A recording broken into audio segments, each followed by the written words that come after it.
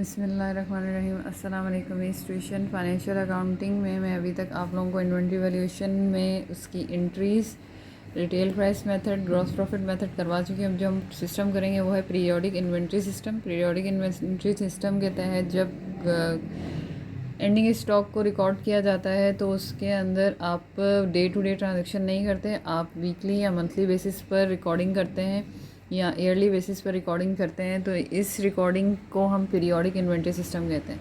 तो अब ये मैं एक क्वेश्चन सॉल्व करूँगी पूरा फुल लेंथ। सबसे पहले ये क्वेश्चन है, वैल्यूएशन ऑफ मर्चेंडाइज इन्वेंट्री, ये टॉपिक का नाम है। और the record of meat rate sure the following data, ये पूरा डेटा है। इसमें बिगनिंग इन्वेंट्री है, आपने परचेज़ की है, सेल की है और ये सब कुछ रिक्वायर्ड के अकॉर्डिंग हमें सोल्यूशन करना होता है। कंप्यूट करनी है एंडिंग इन्वेंट्री की कॉस्ट और cost of goods sold under each of the following method: FIFO method, LIFO, average, weighted average method और resume that company use periodic inventory system. तो ये हमने पूरा इस पोर्शन को सॉल्व करना है। तो सबसे पहले हम फीफो से करेंगे, इसकी लेबलिंग कर लेते हैं हम। अच्छा, सवाल में अगर आपके पास इस तरीके से आ रहा है और आपको सबसे पहले एंडिंग इन्वेंट्री कैलकुलेट करने के लिए कहा जा रहा है, तो पहली चीज़ जो आपको कैलकुलेट करनी है वो है यूनिट्स ऑफ एंडिंग इन्वेंट्री। कि महीने के आखिर में या साल के आखिर में आपके पास जो एंडिंग इन्वेंट्री है वो कितने तादाद में बची है। अगर आपके पास सोल्ड यूनिट्स होंगे तो आपको एंडिंग यूनिट्स कैलकुलेट करने हैं, अगर एंडिंग यूनिट्स गिवन होंगे तो आपको सोल्ड यूनिट्स कैलकुलेट करने हैं। तो अभी मेरे पास एंडिंग यूनिट्स नहीं है, तो सबसे पहली चीज़ इस टॉपिक में अगर एंडिंग यूनिट्स नहीं दिए हुए तो फर्स्ट स्टेप में हम एंडिंग यूनिट्स को कैलकुलेट करेंगे। ये हेडिंग लगाएंगे, calculation for units of inventory ending. सबसे पहले हम लेंगे ओपनिंग इन्वेंट्री इन यूनिट्स। ओपनिंग इन्वेंट्री हमारे पास जो पहली तारीख को है वो है 100 यूनिट्स, तो हमने यहाँ 100 यूनिट्स लिखेंगे। फिर जो आपने परचेज़ यूनिट्स किए हैं तो ये परचेज़ 200, 300, यहाँ हो गया 500 और ये 500 हो गया 1000 और ये हो गया 1100। तो ऐड करेंगे परचेज्ड यूनिट। परचेज यूनिट्स है हमारे पास 1100 यूनिट्स। इन दोनों को जमा किया तो हमारे पास आंसर आएगा 1200 यूनिट्स और ये है यूनिट्स अवेलेबल फॉर सेल।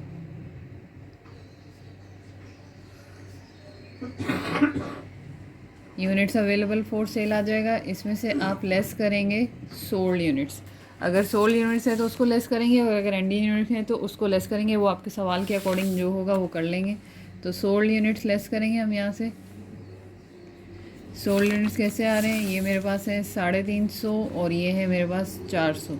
तो 350 और 400 होगा 750। तो 750 1200 में से 750 जाएगा तो हमारे पास आंसर आएगा 450 ending units.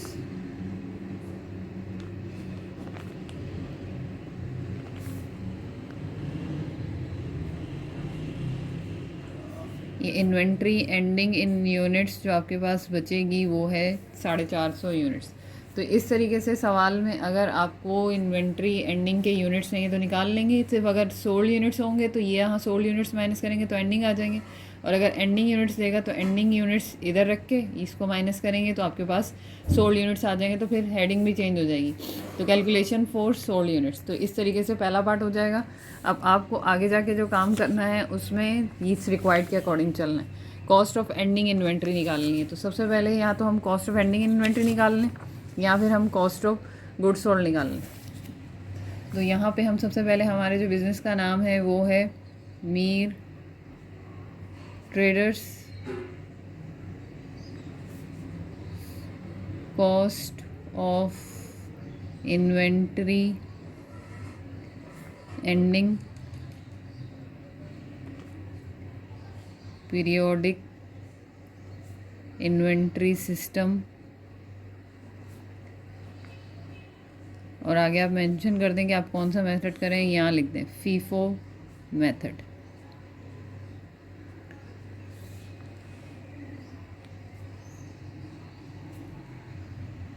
FIFO method, FIFO से मुराद होती है फर्स्ट इन फर्स्ट आउट, यानी कि जो आप माल पहले बेचेंगे वो पहले बिकेगा। तो अब आपने यूनिट्स जो सोल्ड किए हैं वो 7.5 यूनिट है, इसका मतलब है बचने चाहिए हमारे पास 450 यूनिट।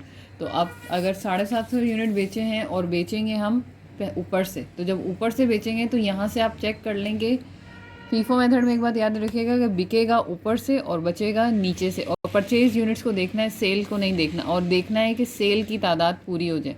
तो सबसे पहले अगर मैं देखूं, मेरे पास मुझे 750 यूनिट्स बेचने, तो पहले तो ये 100 यूनिट्स चले जाएंगे, ये पहली तारीख वाले ये हो गए 100 यूनिट्स, फिर 200 यूनिट्स यहाँ से चले गए और 300 यूनिट्स यहाँ से चले गए, तो ये मेरे पास हो गए 600। अब मुझे टोटल 750 करने, इसका मतलब है यहाँ तक तो पूरे बिक गए। अब ये सेल वाला नहीं लेना है, 500 में से मैं बेचूंगी 150, तो मेरे 750 यूनिट्स कंप्लीट हो गए, यानी कि इस पॉइंट तक मेरे पास फीफो मेथड में 150 इसमें से गए। तो अब 500 में से 150 गए, तो मेरे पास इस वाली तारीख यानी कि जो 12 अप्रैल है, इसमें से बचे मेरे पास 350 यूनिट, और ये 100 यूनिट ये। तो इनकी कैलकुलेशन मेरी उतनी होनी चाहिए जितनी मेरी एंडिंग की यूनिट्स हैं। तो मेरी एंडिंग की यूनिट्स है 450, यानी 350 यहाँ से बचे और 100 वाले बचे।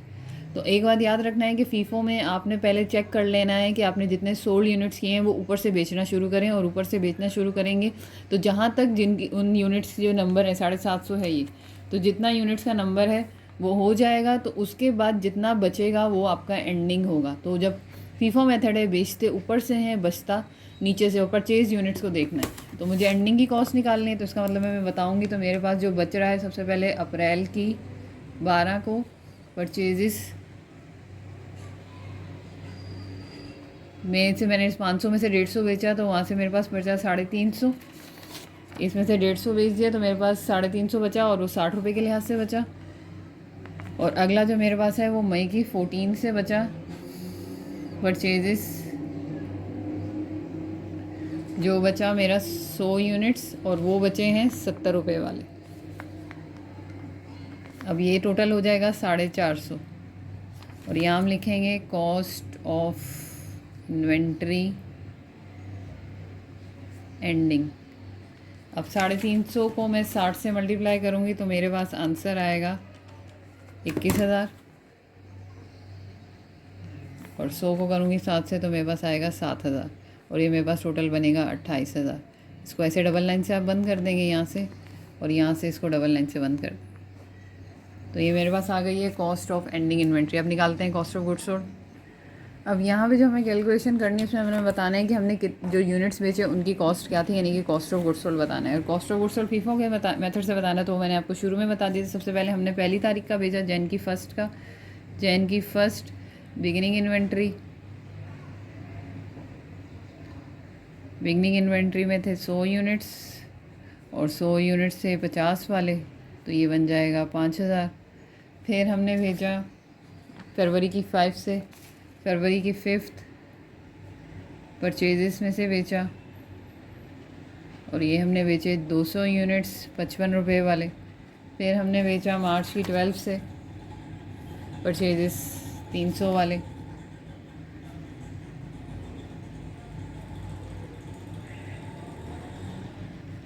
यूनिट्स बेचे हमने 54, और आखिरी जो हमने बेचा अप्रैल की 12 में से परचेजेस, वो उसमें से हमने 500 में से बेचे 150। तो ये टोटल होना चाहिए जितने आपके सोल्ड यूनिट्स का टोटल है 750, और 150 में से हमने बेचे 60 रुपये वाले। और यहाँ पे हमारे पास जो निकलेगा वो निकलेगा कॉस्ट ऑफ गुड्स सोल्ड। 200 को मल्टीप्लाई करेंगे 55 से, तो हमारे पास आंसर आएगा 11,000। 300 को मल्टीप्लाई करेंगे 54 से, तो हमारे पास आंसर आएगा 16,200। 150 को मल्टीप्लाई करेंगे 60 से, तो हमारे पास 9,000। 5,000 प्लस 11,000 प्लस 16,200 प्लस 9,000, तो हमारे पास आता है 41,200। तो ये हमारे पास आ गया है कॉस्ट ऑफ गुड्स सोल्ड। तो ये आपका फीफो का पार्ट कंप्लीट हो गया। अब चलते हैं लीफो पे। अब लीफो मेथड करेंगे। लीफो से मुराद होता है जो लास्ट इन फर्स्ट आउट, जो बाद में आया है वो पहले जाएगा। तो जो बाद में आया है वो पहले जाएगा, इसका मतलब है आपने सबसे पहले जो लास्ट परचेज़ है वहाँ से बेचना है। तो सबसे पहले हमें यूनिट्स कितने बेचने हैं 750। यहाँ पे हमने कैलकुलेट किए हैं 750 यूनिट्स, ये 750 तो इतने बेचने हैं सबसे पहले, तो इतने बेचेंगे हम नीचे से और बचेगा ऊपर की तरफ से। तो जब बचेगा ऊपर की तरफ से तो सबसे पहले हमारे पास है नीचे से 100 यूनिट्स बिक गए। 100 यूनिट्स बिकने के बाद ऊपर से 500 यूनिट्स बिके, 600 हो गया। इसका मतलब है अब जो ये दोनों डेट्स हो गई हैं, इसके बाद ये सेल की डेट है यहाँ से 600 में, इसमें से बिकेंगे 150, तो हमारे पास जो हो जाएंगे 750 यूनिट्स बिक गए। तो इस तारीख तक 12 तारीख तक हमारे पास इस 300 में से 150 यूनिट्स बिक गए। तो अब हमारे पास जो बचेंगे वो ऊपर यहाँ से बचेंगे, तो ये 150 और 200, 150 और 200 मेरे पास होते हैं 350, और ये ऊपर वाला 100 होता है मेरे पास 450। इसका मतलब है जब आप बेचेंगे नीचे से तो बचेगा ऊपर की वाली डेट से। तो अब जो हमारे पास बच रहा है सबसे पहले वो बच रहा है मार्च की 12, और इधर से बच रहे हैं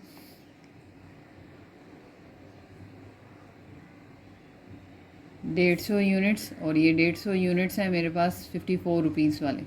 और ऊपर जाके 55 से बच रहा है मेरे पास परचेजेस में 200 यूनिट 55 रुपये वाला। और सबसे पहले जो जनवरी 1 की बिगनिंग बच रही थी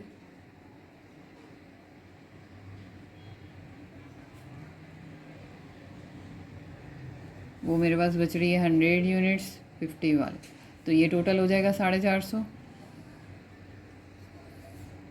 कॉस्ट ऑफ इन्वेंट्री एंडिंग,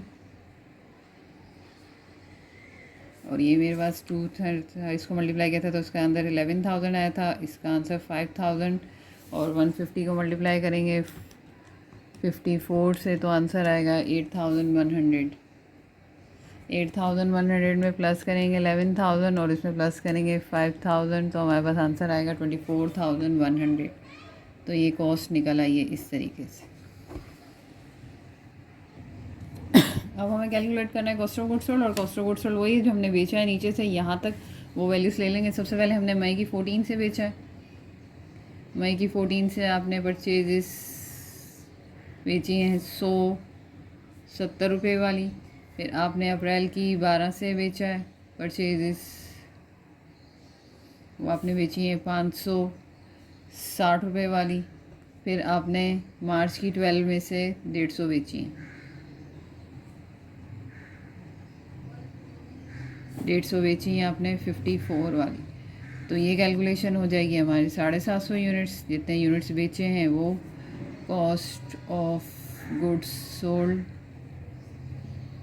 इसको मल्टीप्लाई करेंगे तो 7,000 आएगा। 500 को 60 से मल्टीप्लाई करेंगे तो आंसर आ जाएगा, और इसको मल्टीप्लाई करेंगे तो 8,100 ये आएगा, 30,000।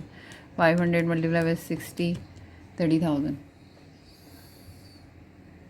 30,000 प्लस 7,000 प्लस 8,100, तो आंसर आएगा हमारे पास 45,100।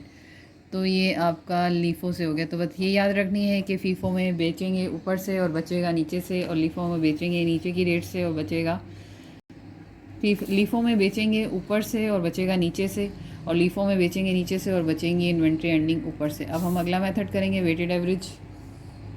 अब तीसरा मेथड करेंगे हम weighted average method. Weighted average method में सबसे पहले आपको ये कैलकुलेशन करके टोटल अमाउंट निकाल लेनी है कि टोटल यूनिट्स आपके पास कितने हैं और उनकी अमाउंट कितनी है। तो इस तरीके से मैंने जितना बिगिनिंग इन्वेंट्री थी और जितनी परचेजेस थी उन सबको लिख के कैलकुलेशन कर ली, और ये कैलकुलेशन इस तरीके से होगी। अब हम जाएंगे वेटेड एवरेज पर यूनिट कैलकुलेट करेंगे। वेटेड एवरेज पर यूनिट कैलकुलेट करने के लिए जो आपने टोटल अमाउंट है उसको डिवाइड कर देंगे टोटल यूनिट से। तो हमारी अमाउंट आई है वो है 69,200, इसको डिवाइड कर देंगे हम 1200 से, तो हमारे पास जो निकलेगा वो आंसर आएगा। तो हमारे पास आंसर आ रहा है 57.666। तो मैं इसको 2 डिजिट्स तक राउंड करूँगी तो मेरे पास आंसर आएगा 57.67। तो मैं ये आंसर लूँगी 57.67। अब मुझे एंडिंग इन्वेंट्री की कॉस्ट कैलकुलेट करनी है, तो कॉस्ट ऑफ इन्वेंट्री एंडिंग लिखेंगे और यहाँ से हम लिखेंगे एंडिंग यूनिट्स। एंडिंग यूनिट्स आपके थे 450 और इसको मल्टीप्लाई कर देंगे वेटेड एवरेज पर यूनिट से। तो एंडिंग इन्वेंट्री यूनिट से मेरे पास 450, इसको मल्टीप्लाई करेंगे 57.67 से, तो मेरे पास आंसर आएगा 450 मल्टीप्लाई बाय 57.67, तो 2,59,000 सॉरी 25,900, ये मेरे पास पॉइंट के बाद 5 आ रहा है तो मैं इसको राउंड करूँगी, 25,951 तो मैं इसको 52 कर दूँगी। तो ये मेरे पास कॉस्ट ऑफ एंडिंग इन्वेंट्री आ रही है। अब मुझे नहीं कैलकुलेट करने कॉस्ट ऑफ गुड्स सोल्ड, तो कॉस्ट ऑफ गुड्स सोल्ड में आपने cost of goods sold equals to sold units multiply by working weighted average पर यूनिट, तो 750 थे और हमारी ये है 57.67। तो 750 को मैं मल्टीप्लाई कर दूँगी 57.67 से, तो मेरे पास आंसर आएगा 43,250। ये 5 के बाद 2 है तो इसको मैं एक प्लेस तक राउंड कर दूँगी तो ये हो जाएगा 3। तो ये मेरे पास इसका gross profit cost of goods sold का आंसर आ जाएगा। तो मेरे पास 3 मेथड हो गए हैं। अब इसकी सेकंड रिक्वायर्ड करनी है और जो सेकंड रिक्वायर्ड है उसमें कंपैरेटिव इनकम स्टेटमेंट बनाना है, तो वो बनाते हैं। इनकम स्टेटमेंट बनाने से पहले हमें चाहिए सेल्स। अगर आपके पास सेल्स की उसने टोटल यूनिट्स दे दी, यानी कि 750 दे दी और उसकी एक पर यूनिट दे दिया, तो इसका मतलब है डायरेक्ट मल्टीप्लाई करेंगे 750 को उस पर यूनिट से तो आंसर आ जाएगा। लेकिन इस तरीके से गिवन है कि ये सेल गिवन है, फिर ये और भी सेल्स गिवन, तो आपको क्या करना है कि इस तरीके से कैलकुलेशन करनी है। जो भी डेट्स हैं वो लिखें, फिर उनकी यूनिट और उनका पर यूनिट लिख के मल्टीप्लाई करें, यूनिट और पर यूनिट लिख के मल्टीप्लाई करें, सम आ जाएगा और यहाँ से जो अमाउंट आएगी वो सेल की अमाउंट आएगी। अब इस तरीके से आपका कंपैरेटिव इनकम स्टेटमेंट का फॉर्मेट आएगा। सेल की रकम आपने यहाँ सेकंड कॉलम में लिखनी है, सब में सेम ही होगी 79,000।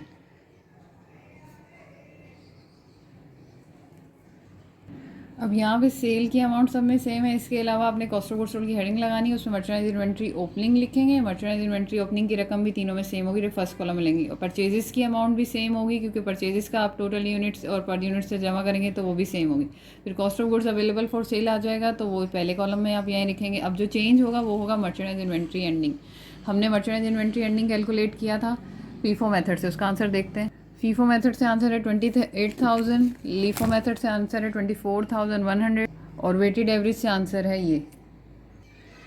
यहाँ से फिर हमने मर्चेंडाइज इन्वेंट्री के आंसर डाले, इनमें से इनको माइनस किया, यहाँ पहुँचाया, इसमें से इसको माइनस किया, यहाँ लिखा, और इसमें से इसको माइनस किया, यहाँ लिखा। अब यहाँ पे सेल में से आपके पास कॉस्ट ऑफ गुड्स सोल्ड आ गया है, तो ये आंसर आ जाएगा ग्रॉस प्रॉफिट का। इसमें से इसको माइनस किया, ये आंसर आ जाएगा ग्रॉस प्रॉफिट का, ये आंसर आ जाएगा। अब कभी कभी एग्जामिनर पूछता है कि कौन सा मेथड सूटेबल है, तो लीफो मेथड से हमेशा ग्रॉस प्रॉफिट कम कैलकुलेट दिखता है। तो आपका ग्रॉस प्रॉफिट कम कैलकुलेट होगा तो आपको टैक्स भी कम लगेगा। तो LIFO method is suitable for the business, क्योंकि इसके जो ग्रॉस प्रॉफिट है वो कम कैलकुलेट होता है। तो इस तरीके से कंपैरेटिव इनकम स्टेटमेंट बनता है और इनके आंसर वही होंगे जो आपने एंडिंग और कॉस्ट ऑफ गुड्स सोल्ड के कैलकुलेट किए होंगे। उम्मीद है कि आपको समझ आएगा। मेरे चैनल को सब्सक्राइब करें, वीडियोज़ को लाइक करें, आप सबको कामयाब करें। अल्लाह नासिर।